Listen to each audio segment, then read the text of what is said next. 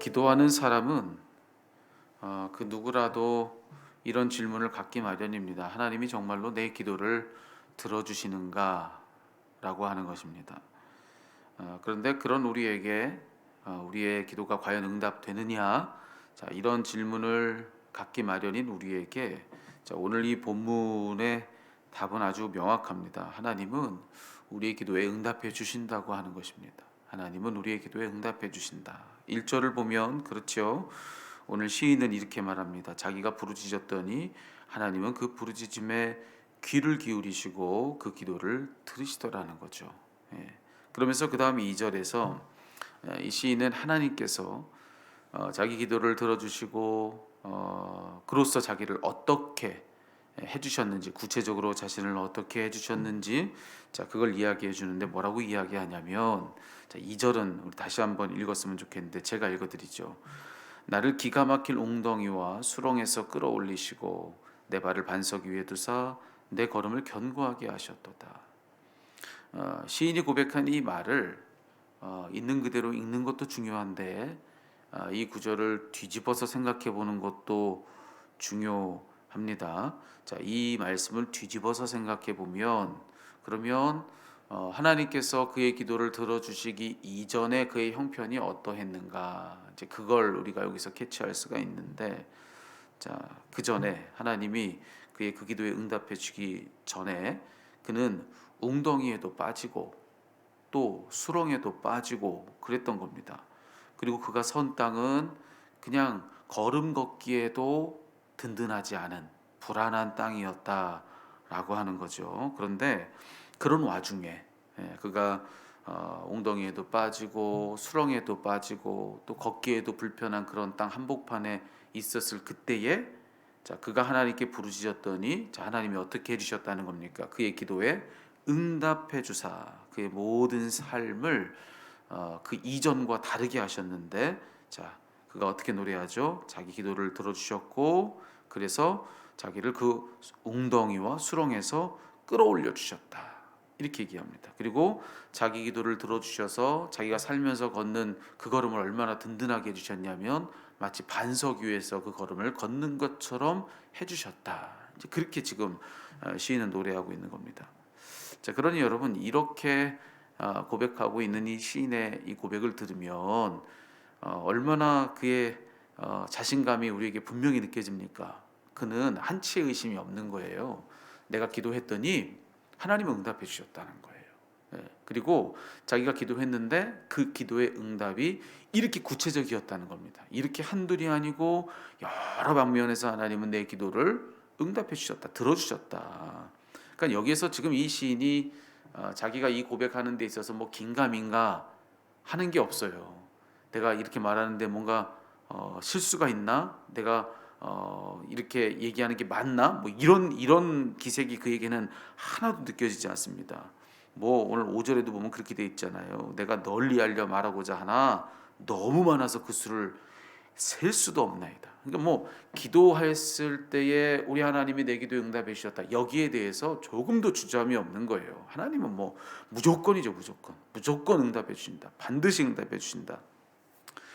이렇게 기도에 자신감이 넘치는 이 시인의 고백을 들으면서 우리도 덩달아 힘을 얻는 겁니다. 아, 그렇구나. 우리가 기도하면 하나님은 이렇게 응답해 주시고 이처럼 구체적으로 우리들에게 그렇게 답해 주시는구나. 우리가 오늘 이 시인이 자신 있게 외쳐주고 있는 이 말을 들으면서 우리도 덩달아서 그런 자신감을 갖는 겁니다.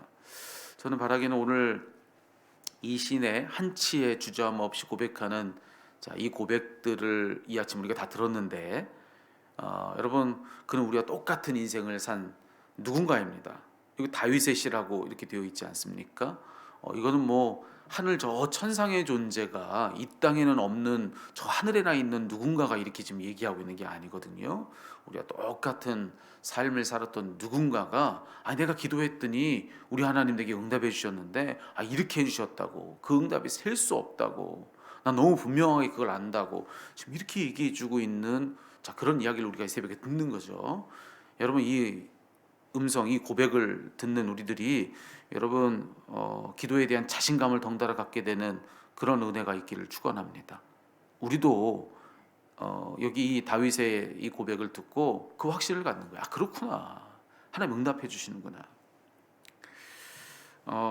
염려하지 않는 것입니다. 걱정하지 않는 거예요. 기도했다면.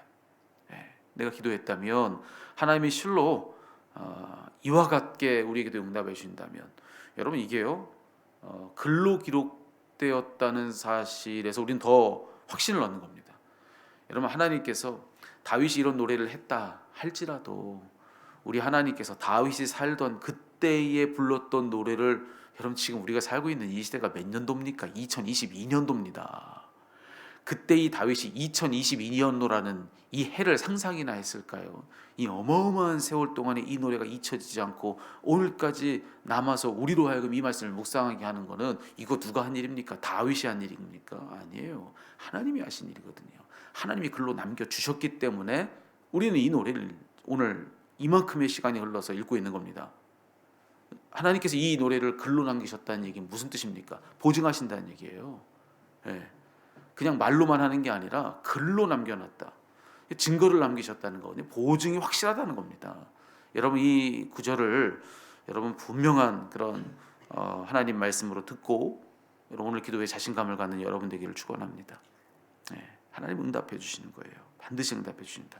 자, 그런데 오늘 이 말씀이 우리들에게 기도의 확신을 갖게 해주는 말씀이 맞아요. 그런데 동시에 자, 우리가 놓쳐서는 안 되는 아주 중요한 사실, 자, 또 한 가지가 있습니다. 그건 뭐냐면, 자, 오늘 이 시인은 분명히 얘기하죠. 자기가 기도하면 하나님이 응답해 주신다. 그런데 중요한 것이 이 시인이 그 말만 해준 게 아니다. 예, 기도하면 응답해 주신다고 말했습니다. 하지만 자, 그렇게 말하면서 이 시인이 말해준 아주 중요한 사실 한 가지가 있는데, 그건 뭐냐면, 자, 자기가 기도하면 하나님이 응답해 주시는데, 그러기까지 자, 우리가 할 일, 기다리고 또 기다리라고 하는 것입니다. 기다리고 또 기다리는 거. 1절이죠. 다시 제가 한번 읽어드립니다. 내가 여호와를 기다리고 기다렸더니 귀를 기울이사 나의 부르짖음을 들으셨도다.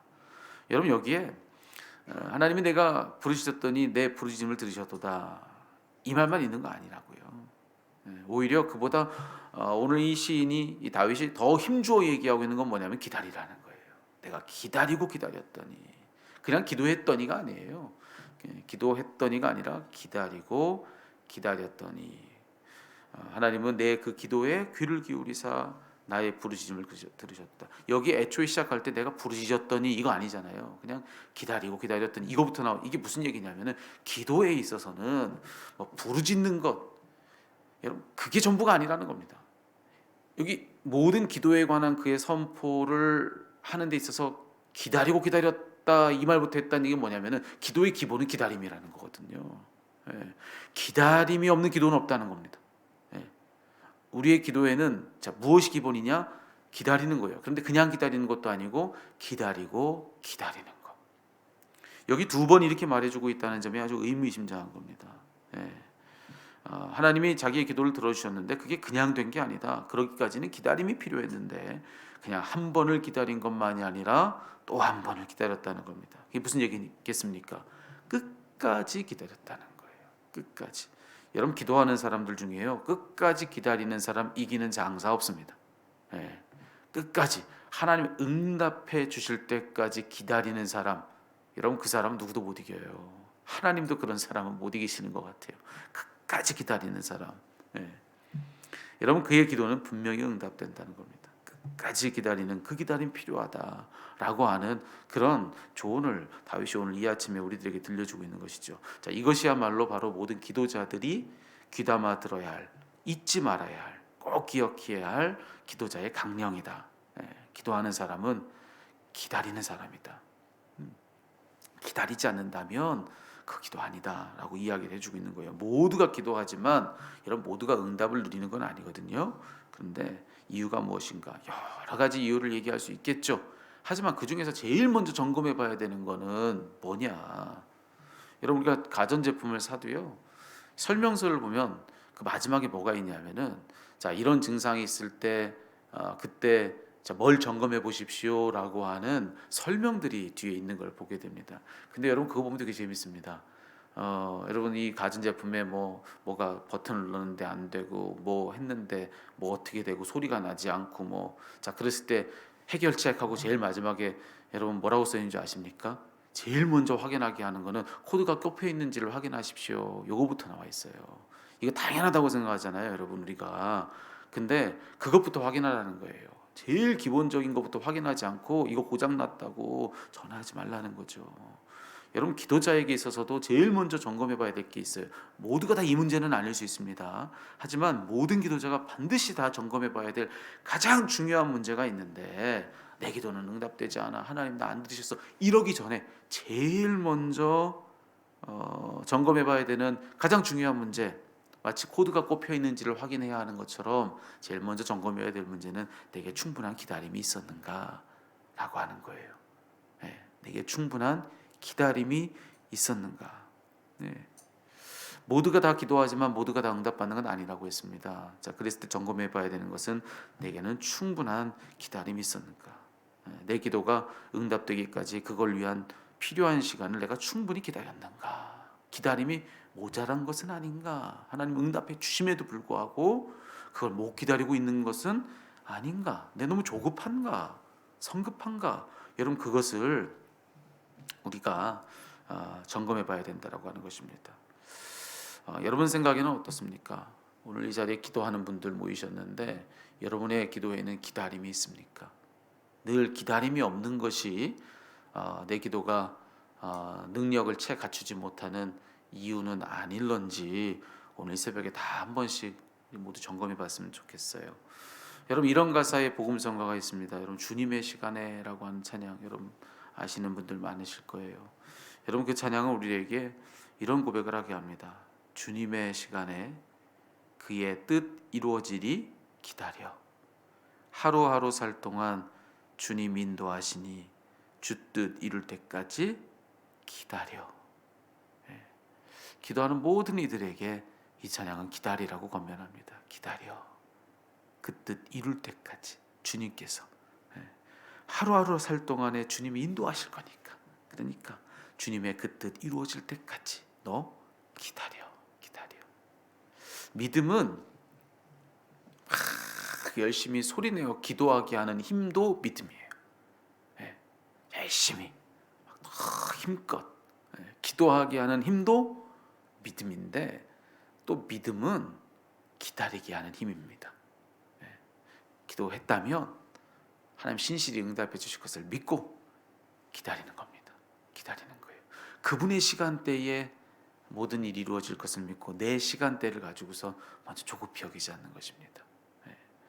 여러분 오늘 하루에 이런 고백이 여러분에게 있기를 바랍니다. 그분이 응답되기를 바라십니까? 그렇다면 기다림은 제일 중요합니다. 기다리십시오. 기다리세요.